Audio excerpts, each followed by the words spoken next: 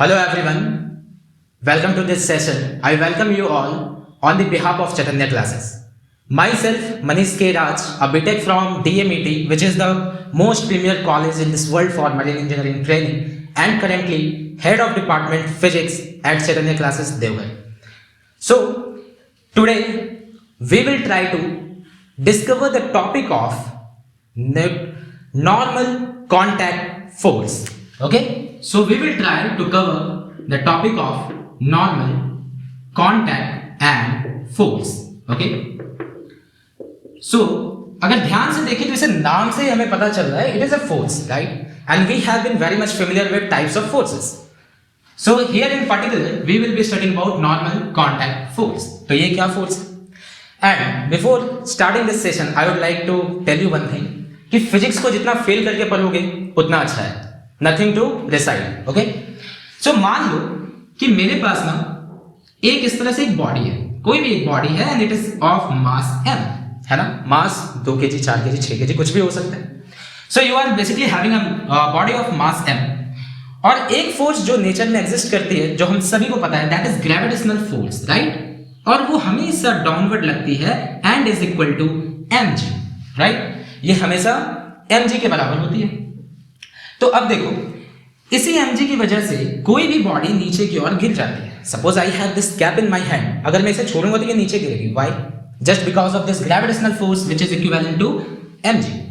अब सोचने वाली बात है कि जब हम इसे हाथ पे रखते हैं तो ये नीचे नहीं गिर रही, है ना. ये सोचने वाली बात है क्योंकि ग्रेविटी तो हमेशा लगती है, तो ग्रेविटी अभी भी लग रही है, then this body should go down but still it is at rest. Why so? वो कौन सी फोर्स है जो इसे रोक कर रखी हुई है?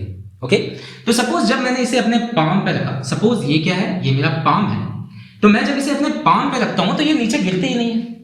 और अगर हम Newton's first law of motion को याद करें तो Newton's first law of motion ने क्या कहा था, कोई बॉडी तभी रेस्ट पे रहेगी अगर उस पे नेट फोर्स की वैल्यू कितनी है, 0 है.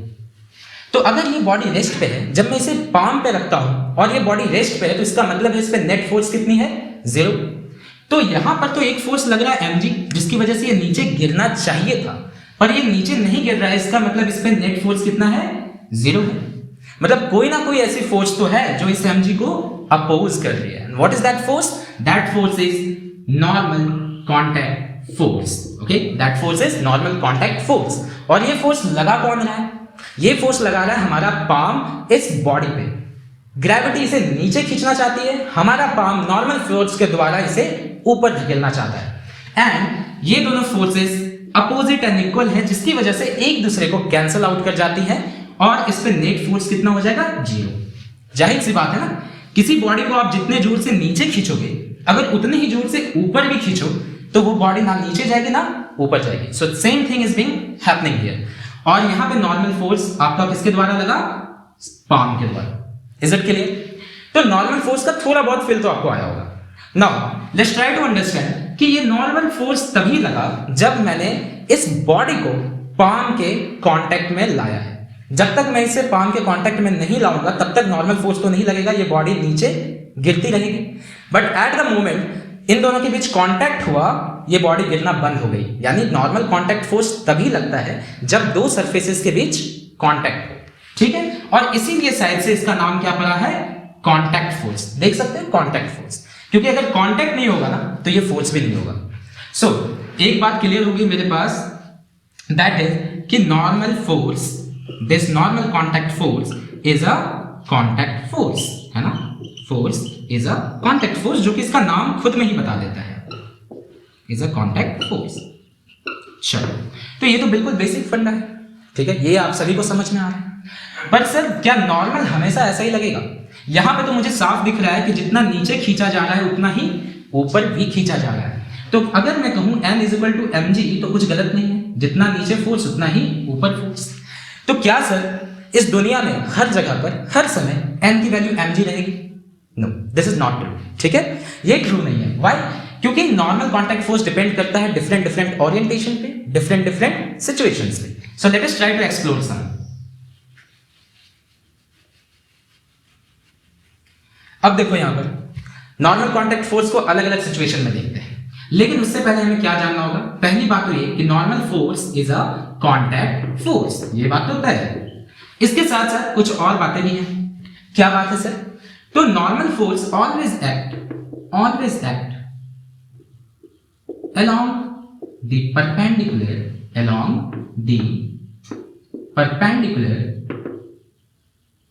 to the contact surfaces. Getting this? Normal force. अगर मैं पूछूं force is a scalar quantity और वेक्टर क्वांटिटी, तो आपका एक सरल सा जवाब होगा सर वेक्टर है, क्योंकि इसके पास मैग्नीट्यूड के साथ साथ क्या होता है, डायरेक्शन भी होता है। तो वो डायरेक्शन कौन सा होता है? तो it always act along the perpendicular to the contact surface. जैसे कि आपके पास ये वही एग्जांपल, सेम एग्जांपल, ये बॉडी है आपका m मास का और यहां आपका पाम है। तो आपने क्या देखा था कि नीचे की ओर फोर्स लग रहा था mg और ऊपर फोर्स लग रहा था नॉर्मल, है ना, ऊपर फोर्स लग रहा था नॉर्मल। और अगर ध्यान से देखें तो this normal is perpendicular to the contact surface, ये हमारा कॉन्टैक्ट सरफेस है और नॉर्मल उसके देखो तो परपेंडिकुलर लग रहा है। तो ये बात तो तय है कि always act along the perpendicular to the contact surface. अच्छा सर, यहां पे एक डाउट तो आना चाहिए आपके मन में। क्या डाउट होगा वो कि सर आपने बोला परपेंडिकुलर, तो चलो एक बार ट्राई करते हैं परपेंडिकुलर का, है ना।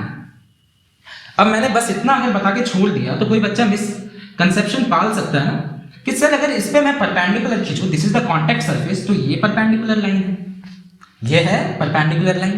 तो सर परपेंडिकुलर तो ऊपर भी है नीचे भी है, तो what should be the direction of normal contact force? Sir आपने तो सिर्फ बताया है कि परपेंडिकुलर होना चाहिए, ऊपर भी हो सकता है नीचे भी हो सकता है। But the third point will clear this doubt of yours. तीसरा पॉइंट क्या कहता है यहां पर कि normal contact force always act towards the system. Okay, ये पॉइंट बहुत इंपॉर्टेंट है कि नॉर्मल कॉन्टैक्ट फोर्स हमेशा towards the system he act करता है। जैसे यहां पर देखो मेरे पास जो बॉडी थी, है ना, ये बॉडी m और यहां पे तुम्हारे पास क्या था, आपके पास पाम था आपका। तो अगर मैं यहां परपेंडिकुलर खींचूंगा तो this will be the perpendicular line, ऊपर भी है सर नीचे भी है, तो फोर्स किधर लगना चाहिए? तो you must go to the contact surface, ये आपका कॉन्टैक्ट सरफेस है और कॉन्टैक्ट सरफेस से आपको किधर जाना है? Towards the system. आपका सिस्टम कौन है? आप किस पे नॉर्मल कॉन्टैक्ट फोर्स लगाना चाहते हो? आपका जवाब होगा सर इस ब्लॉक पे, राइट। इस ब्लॉक के बारे में ही हम लोग तब से स्टडी कर रहे हैं कि ये क्यों नहीं नीचे गिर रहा है। तो यहां पर आपको पेन को रखना है और बोलना है टुवर्ड्स द सिस्टम, यानी ब्लॉक के तरफ। तो क्या ये ऊपर वाला डायरेक्शन होगा क्या हमारा? तो ये डायरेक्शन हो जाएगा हमारा नॉर्मल कॉन्टैक्ट फोर्स का, हमेशा सिस्टम के तरफ होगा, towards the system and perpendicular to the contact surface. So I hope this is clear to you now. अब देखो ये तो एक सिचुएशन हुआ, पर एक सिचुएशन से हमारी प्रैक्टिस तो होनी चाहिए। तो we will try to find the direction of normal contact force in various situations. Now मान लो हमारे पास एक ऐसा सिस्टम दे रखा है, ठीक है, और यहां पर ना एक बॉल है, इस तरह से एक बॉल है जो यहां पर रखी हुई है, ठीक है, यहां पर एक बॉल है जो रखी हुई है, दिख रहा है? ये दीवार है, आई मीन ये आपका रूफ फ्लोर है, दिस इज योर फ्लोर, ठीक है, ये मान लो आपका फ्लोर है और यहां पर एक दीवार है विच इज बॉल, और यहां पे आपने बॉल रख रखा है। क्या रख रखा है? बॉल। इधर लिख देता हूं मैं साइड में। और आपसे क्या पूछा गया है? Find the direction of normal contact force acting on this ball. तो आप क्या करोगे? सबसे पहली बात सर कि नॉर्मल कॉन्टैक्ट फोर्स तो वहीं लगती है ना जहां पे कॉन्टैक्ट होता है। तो first we will have to find contacts. पहला कॉन्टैक्ट मुझे यहां दिख रहा है, एक कॉन्टैक्ट तो यहां पर है। अच्छा, दूसरी कॉन्टैक्ट शायद मुझे यहां दिख रही है, तो दूसरा कॉन्टैक्ट मेरा कहां है? यहां पे। दो जगह कॉन्टैक्ट है, तो इसका मतलब है कि नॉर्मल कॉन्टैक्ट फोर्स भी दो जगह लगेगा। क्लियर है? अब देखो, तो यहां पे मैं कॉन्टैक्ट सरफेस पे आ गया। सेकंड पॉइंट मेरा क्या था कि it always acts perpendicular to the contact surface. तो मैं यहां पे क्या करूंगा? परपेंडिकुलर लाइन खींच दूंगा। मैंने खींच दिया परपेंडिकुलर लाइन। यहां पर भी कॉन्टैक्ट है तो यहां पर भी नॉर्मल फोर्स लगेगा ना, तो यहां पर भी मैं क्या खींचूंगा? एक परपेंडिकुलर लाइन खींच दूंगा। देखो इस लाइन पे अगर मैं परपेंडिकुलर खींचूंगा तो वो यही लाइन तो होगा। अब तीसरा पॉइंट याद करो, तीसरा पॉइंट में क्या कहा था? It always acts towards the system. तो आपको सिस्टम के टुवर्ड्स जाना है। आपने यहां पे पेन रखा, आप बोलोगे मुझे बॉल पे फोर्स निकालनी है ना, तो मैं बॉल की ओर जाऊंगा। बॉल किधर है? ऊपर या नीचे? ऑफ कोर्स ऊपर। So you will go upside. तो ये हो जाएगा direction of normal on this contact surface. उसी तरह से अगर यहां पे आपको नॉर्मल फोर्स निकालनी है तो आप क्या करोगे, you will put your pen here. अब बोलोगे सर किधर जाऊं मैं, तो I will have to go towards the system. आपको बॉल पे निकालनी है ना, तो you will go towards the ball. Ball किधर है, इधर है या इधर है, you will say of course sir इधर है ना, ऑब्वियसली इधर है। तो definitely we will go this side, इस साइड जाएंगे और ये मेरा निकल जाएगा normal contact force. So hope कि आपको नॉर्मल कांटेक्ट फोर्स का डायरेक्शन निकालने तो अच्छे से आ गया होगा, राइट। तो यहां पे आपको समझ में आ रहा होगा कि नॉर्मल कांटेक्ट फोर्स के बारे में 3 चीजें जो सबसे इंपॉर्टेंट है वो क्या है, कि ये तभी लगेगा जब 2 सरफेसेस के बीच कांटेक्ट होगा।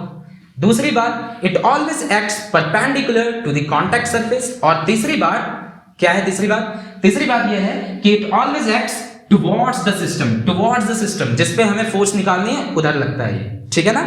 चलो, should I erase this, okay.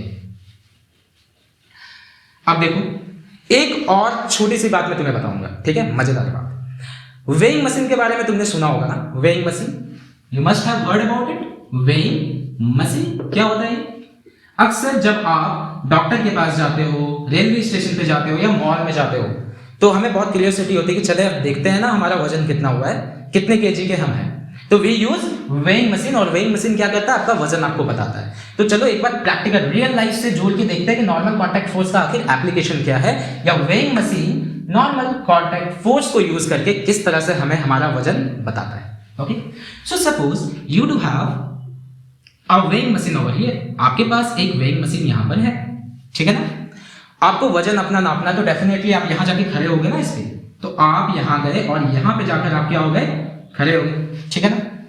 मैं मान लेता हूं कि आपका वजन कितना है, mkg, mass is equal to mkg में मान के चलता हूं, ठीक है, कंसीडर कर लो। तो सेकेंड चीज क्या, हमें यह देखना है कि आप पे कितने फोर्सेस लग रही हैं। तो पहली फोर्स आप पे कौन सी लगेगी, आप बोलोगे सर ग्रेविटेशनल फोर्स तो मतलब अटल सत्य है हमारी दुनिया का, ग्रेविटेशनल फोर्स तो हमें लगेगा ही लगेगा। तो ग्रेविटेशनल फोर्स लगेगी और वो हमेशा हमें नीचे खींचती है, and it is equivalent to m into small g। Okay, एक फोर्स तो ये हो गया। अच्छा, दूसरी फोर्स भी कोई यहां पे होगी क्या, यू विल से सर जब हम इस पे खड़े होते हैं ना, इस वेइंग मशीन पे, तो मेरे और वेइंग मशीन के बीच क्या है, एक कांटेक्ट है, क्योंकि मैं जो खड़ा हुआ हूं, कहां खड़ा हुआ हूं, उस वेइंग मशीन पे। सो इसकी वजह से क्या होगा, अगर यहां पे कांटेक्ट है तो डेफिनेटली ये वेइंग मशीन मुझ पे कौन सा फोर्स लगाएगा, नॉर्मल कांटेक्ट फोर्स। और हम देख चुके हैं कि उसका डायरेक्शन ऊपर की ओर होगा। अगर अब अपने आप को मैं कंसीडर करूं तो मेरे पे कितने फोर्सेस लग रहे हैं, 2 फोर्सेस। एक तो mg जो कि अर्थ मुझे नीचे खींच रही है, और एक नॉर्मल जो कि वेइंग मशीन मुझे ऊपर की ओर ढकेल रहा है, राइट। तो अब आप ये बात बताओ कि जब आप खड़े होते हो वेइंग मशीन पे, तो क्या आप हवा में उड़ना स्टार्ट करते हो क्या, नहीं। क्या आप जमीन के अंदर चले जाते हो, नहीं, आप रेस्ट में रहते हो, है ना। वेइंग मशीन पे अगर आप खड़े हो गए तो मतलब आप खड़े हो गए, ना आप हवा में उड़ते हो ना जमीन के नीचे जाते हो। इसका मतलब आपको ऊपर जितना खींचा जा रहा है, नीचे भी उतना ही खींचा जा रहा है। दैट मीन्स कि ऊपर आप पे जितनी फोर्स लग रही है, नीचे भी उतनी ही फोर्स लग रही है, तभी तो आप रेस्ट पे हो। तो यू विल से कि हाँ सर बिल्कुल सही बात है, जितना ऊपर फोर्स उतना ही नीचे फोर्स। तो क्या मैं कह सकता हूं ऊपर कितना फोर्स लग रहा है, n, and this must be equal to नीचे जितना फोर्स लग रहा है, विच इज mg।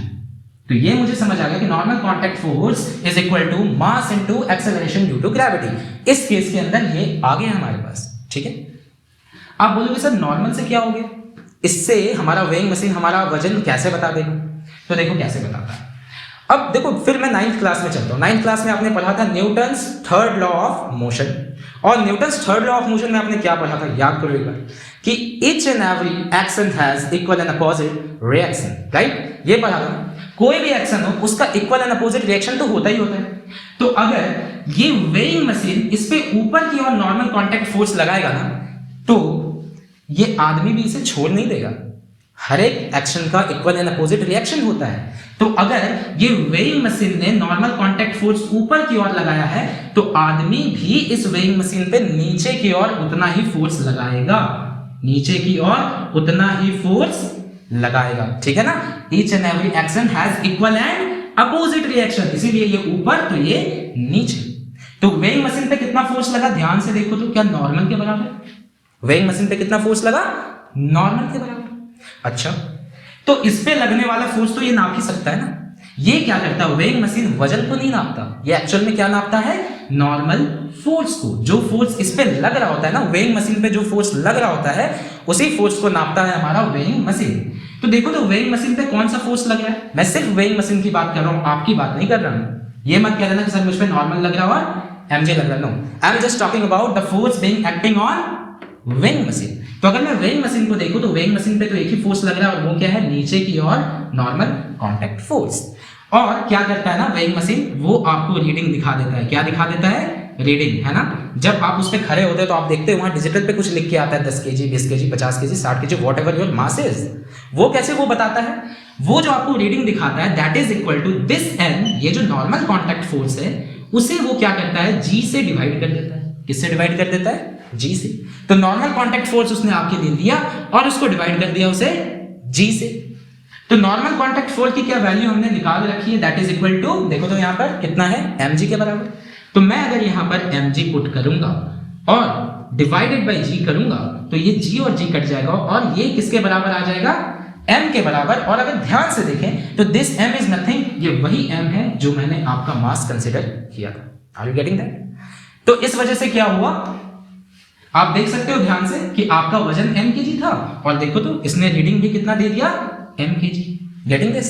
तो इसी तरह से वेइंग मशीन आपका वजन बताता है। वो क्या करता है, नॉर्मल कांटेक्ट फोर्स को नाप लेता है और उसे g से डिवाइड करके आपको रीडिंग आपके सामने फेंक देता है या प्रेजेंट कर देता है। ऑलराइट, और हमने मैथमेटिकली भी प्रूफ कर लिया कि यस ये आपके एक्चुअल वजन के बराबर आता है, which is m kg.